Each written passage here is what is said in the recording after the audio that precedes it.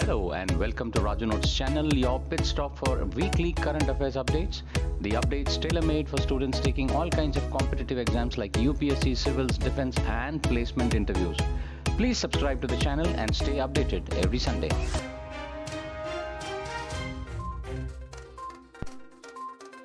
Iran's president on 30th of March said that the Islamic Republic has rejected direct negotiations with the United States over its rapidly advancing nuclear program, offering Tehran's first response to President Donald Trump's letter to the country's supreme leader. President Masoud Pezeshkian, in his response delivered via the Sultanate of Oman, left the possibility of indirect negotiations with Washington. However, such talks have made no progress since Trump, in his first term, unilaterally withdrew America from Tehran's nuclear deal with world powers in 2018. The White House offered no immediate reaction to this announcement.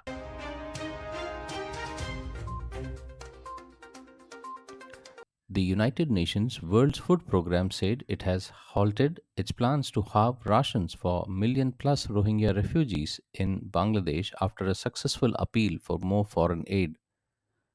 The World Food Programme said in a letter earlier this month that severe funding shortage would force it to cut down monthly food rations to $12.5 to $6 per person from April. United States President Donald Trump imposed a freeze on foreign aid in January, pending a review, after which Washington announced the cancellation of 83% of the programs at U.S. Agency for International Development. Lee said that the United States has allotted $73 million dollars for Rohingya refugees this year, along with a significant in kind contribution. The Rohingya community in Cox's Bazar will receive a monthly ration of $12 per person, while those settled on the outlying islands of Pasanchar will be allotted $13. Bangladeshi Refugee Agency spokesperson Samsud Naudaz Nayan told the AFP the decision came 2 weeks after United Nations Secretary General Antonio Guterres visited the Rohingya camps for Ramadan solidarity.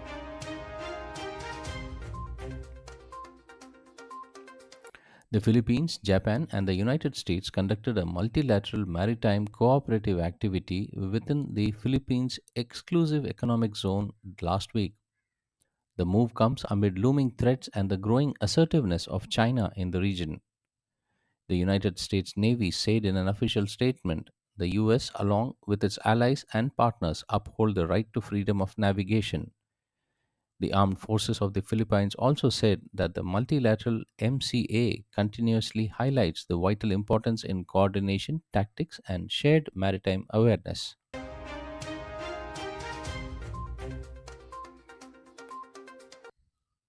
Technical billionaire Elon Musk has sold social media site X to his own XAI artificial intelligence company in a 33 billion US dollar deal, the billionaire announced last night.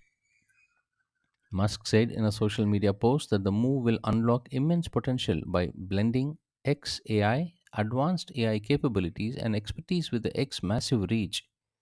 He said the deal's values XAI at 80 billion US dollars and X at 33 billion US dollars. Musk, who serves as a CEO of Tesla and SpaceX as well as an advisor to President Donald Trump, bought the site then called Twitter for $44 billion in 2022. He launched XAI a year later.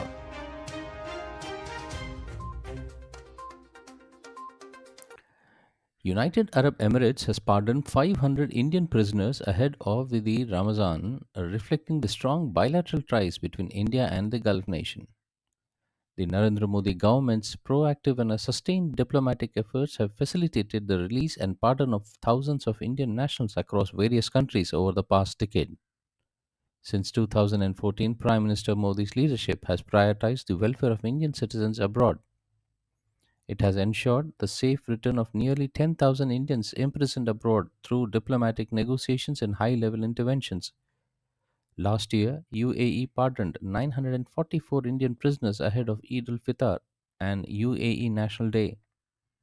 In 2019, Saudi Arabia's Crown Prince Mohammed bin Salman ordered the release of 850 Indian prisoners during his visit to India. In 2023, Indian government's diplomatic intervention led to a commutation of a death sentence of 8 Indian Navy veterans in Qatar.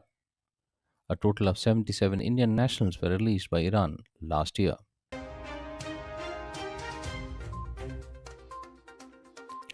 Indian Navy ship Karmuk and LCU 52 sailed for Yangon from the Andaman and Nicobar Islands last week to assist in the humanitarian assistance and disaster relief HADR operations in earthquake hit Myanmar. These will carry approximately 52 tons of relief material, including HADR pellets consisting essential clothing, drinking water, food, medicine, and emergency stores.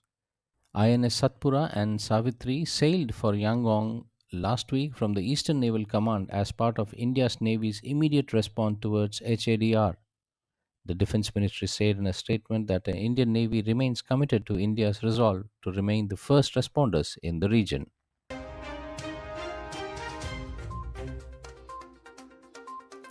The Indian Air Force is participating in a multinational air exercise Iniochos 25, which began in Greece on Monday. The 12-day exercise, hosted by Greece Hellenic Air Force at Andravida Air Base, is an historic region in Ellis. It will continue till 11th of April. The Indian Air Force contingent has Sukhoi 30 Mark 1 fighter along with combat-enabled IL-78 and C-17 aircrafts. The exercise will enhance international cooperation, synergy, and interoperability among the participating air forces. It will provide an opportunity to train in planning and executing combat air operations, refine tactics in complex air warfare scenarios, and gain insight into operational best practices. The exercise will further reinforce India's strategic partnership and bolster its capability in joint operation with friendly nations. INEOCHOS is a biannual multinational air exercise that serves as a platform for air forces to hone their skills, exchange tactical knowledge, and strengthen military ties. The exercise will integrate multiple air and surface assets from 15 countries under realistic combat scenarios designed to simulate modern day air warfare challenges.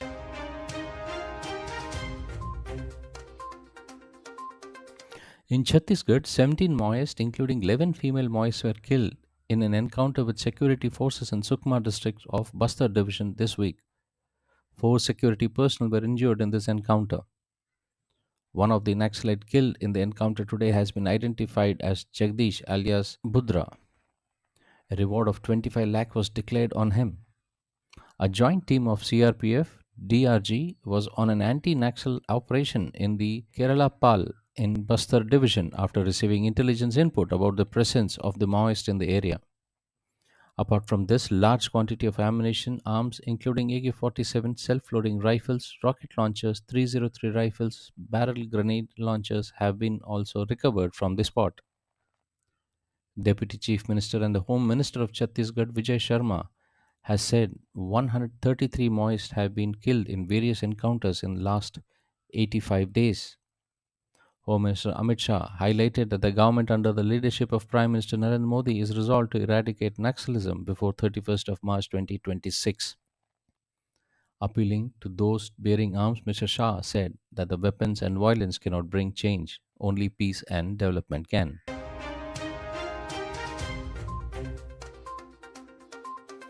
China on 1st of April 2025 launched a new round of military exercise around Taiwan in its latest warning to the island's democratic government. The Chinese military said that the drill served as a powerful deterrent to separatist forces advocating Taiwanese independence. The spokesperson for the theater command said that they are organized its army, navy, air, and rocket forces to close in onto Taiwan island.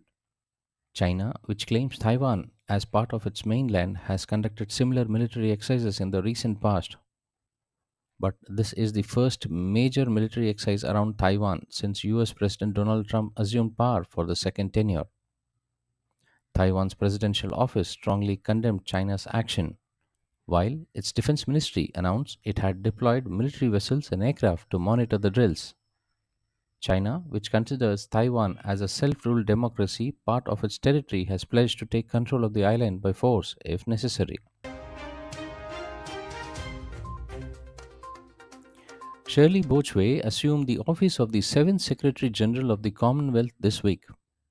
With this, she becomes the first woman from Africa to hold this office. Ms. Bochwe has 20 years of leadership experience in diplomacy, international relations, governance, and public service. She previously served as Ghana's Minister for Foreign Affairs and Regional Integration from January 2017 to January 2024 and was also a member of Ghana's National Security Council. The Secretary General is normally nominated by a Commonwealth leader and can serve a maximum of 2 terms of 4 years each. The Commonwealth Secretary General is responsible for promoting and protecting the Commonwealth's values, representing the Commonwealth publicly, and management of the Commonwealth Secretariat.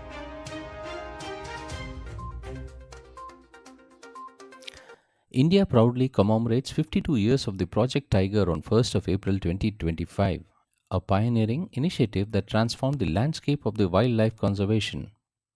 On this day in 1973, the Government of India launched Project Tiger to protect the country's dwindling tiger population. With a legacy of resilience, determination, the project has played a crucial role in increasing tigers' population and preserving their natural habitats.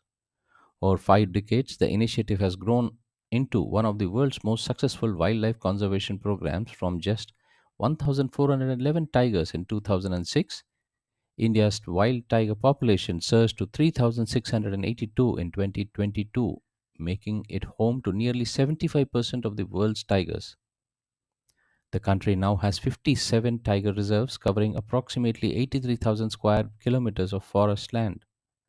Tamil Nadu alone houses 5 tiger reserves spread across 6,200 square kilometers, sheltering 306 tigers. A major milestone came in India when it achieved its target of doubling tiger numbers 4 years ahead of its schedule of St. Petersburg Declaration on Tiger Conservation held in Russia. In 2023, the country further cemented in its leadership conservation by launching the International Big Cat Alliance to protect big cat worldwide. The National Tiger Conservation Authority (NTCA) is a statutory body of the Ministry of Environment, Forest and Climate Change, which plays a key role in Project Tiger.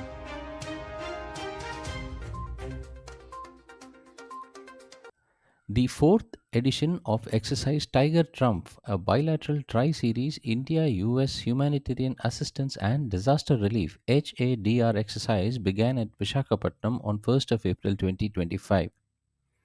The harbour phase will last till 7th of April.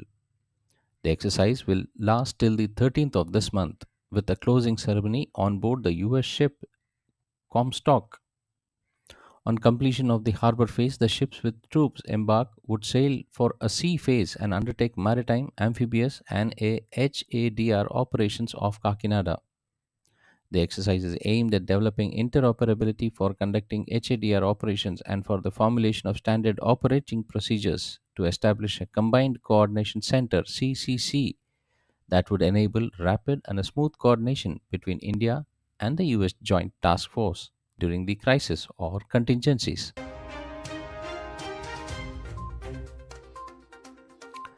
The Rajya Sabha has passed the Protection of Interest in Aircraft Objects Bill 2025.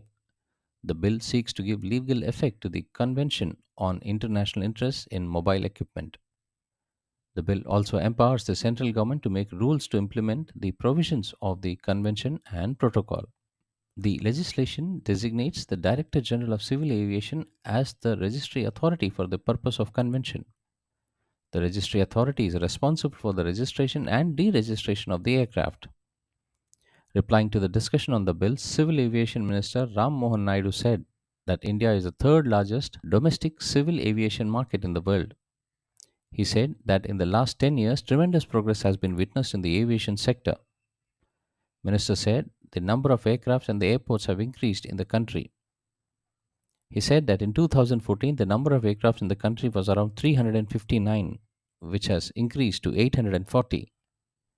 The minister added that no other country in the world has witnessed tremendous growth like in India in last 10 years in the aviation sector.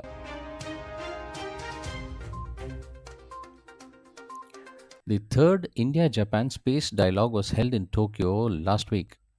The dialogue brought together ministries and agencies related to the outer space, facilitating an exchange of views on their respective space policies and priorities.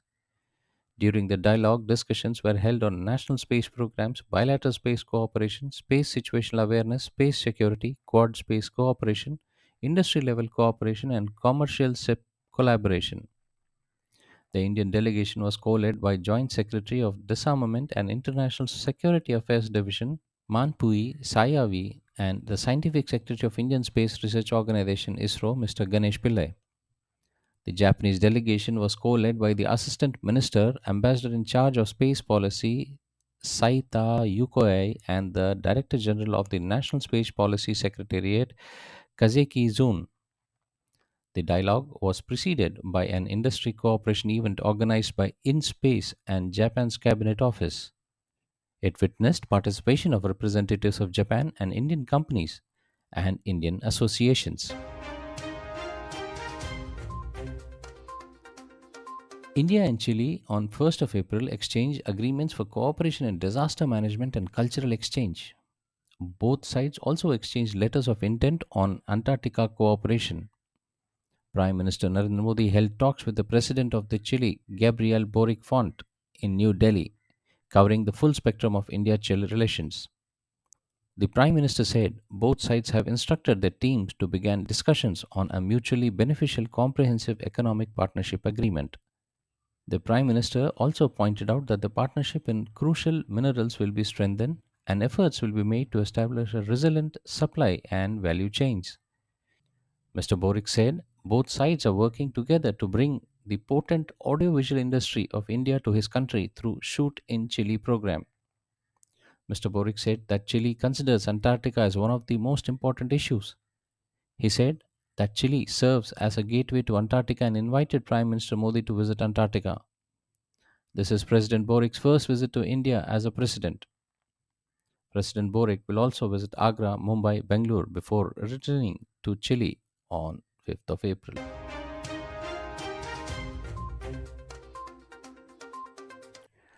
The Lok Sabha passed the Waqf Amendment Bill 2025. 288 members voted in favor and 232 members voted against the bill.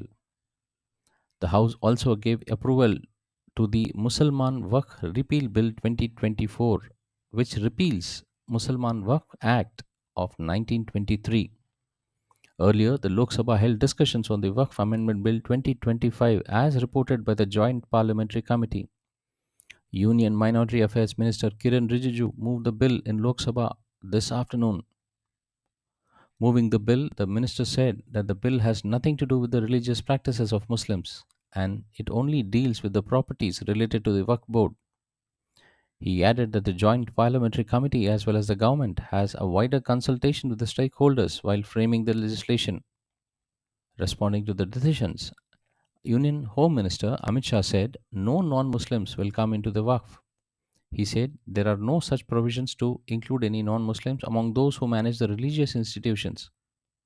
Mr. Shah said this is a huge misconception that this bill will interfere with the religious conduct of Muslims and interfere with their property donation by them. He said this misconception is being spread to instill fear among the minorities for their vote bank and to appease a specific voter demographics. Meanwhile, Parliament has also passed the Waqf Amendment Bill 2025 with the Rajya Sabha approving it on the wee hours of the 4th of April 2025. The upper house cleared the bill with 128 members voting in its favor, while 95 members voted against the legislation. The Rajya Sabha held a discussion on the bill for around 12 hours. The Lok Sabha had already approved the bill. Well, that's all, friends, for this week's updates. See you soon next Sunday on the same channel. Till then, take care. Bye bye.